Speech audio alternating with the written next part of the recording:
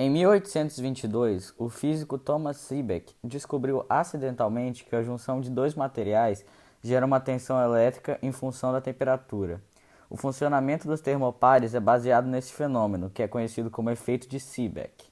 Embora praticamente se possa construir um termopar com qualquer combinação de dois metais, utilizam-se apenas algumas combinações normalizadas, isto porque possuem tensões de saída previsíveis e suportam grandes gamas de temperaturas.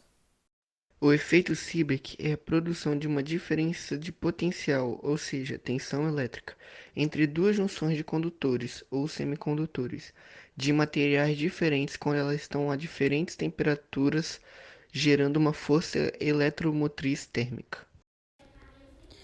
O princípio termoelétrico dos termopares deriva de uma propriedade física dos condutores metálicos submetidos a um gradiente térmico em suas extremidades.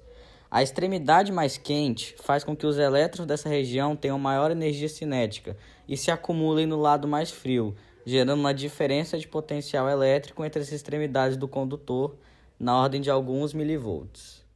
Existem tabelas normalizadas que indicam a tensão produzida por cada tipo de termopar para todos os valores de temperatura que suporta.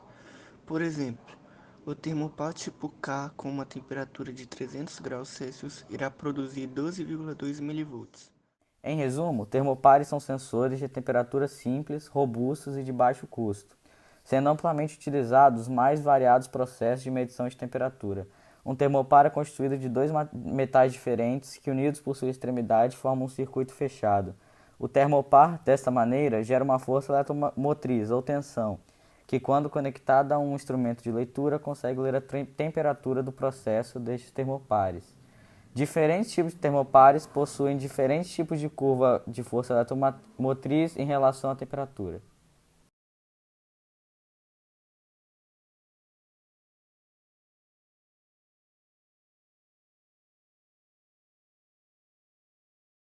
Para fazer essa experiência, você precisará dos seguintes materiais: fios de cobre, ferro, níquel e outros materiais diversos, um medidor de voltagem ou corrente, um recipiente com água e gelo, uma vela. Use fios de cobre e ferro sem acabamento. Enrole fortemente as pontas formando junções, ferro e cobre. Você pode melhorar o contato entre metais com um pingo de solda na junção. Coloque uma das junções dentro de um jarro com água e gelo e encoste a outra junção na chama de uma vela. Ligue as pontas soltas dos fios de cobre a um medidor de voltagem ou corrente elétrica. Você vai observar que o medidor acusa uma pequena corrente. Apague a vela ou separe a junção da chama e observe como a corrente elétrica diminui. Com esse arranjo, você pode fazer um termômetro.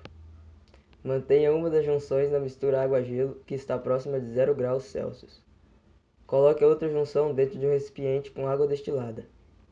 Ponha um termômetro calibrado, que possa medir temperaturas acima de 100 graus Celsius, dentro da água nesse recipiente. Aqueça o recipiente em um fogão ou placa quente. À medida que a água for aquecendo, anote simultaneamente a temperatura medida no termômetro e a corrente do termopar. Depois faça um gráfico mostrando a voltagem em função da temperatura. Esse gráfico será a calibração de seu termômetro termoelétrico.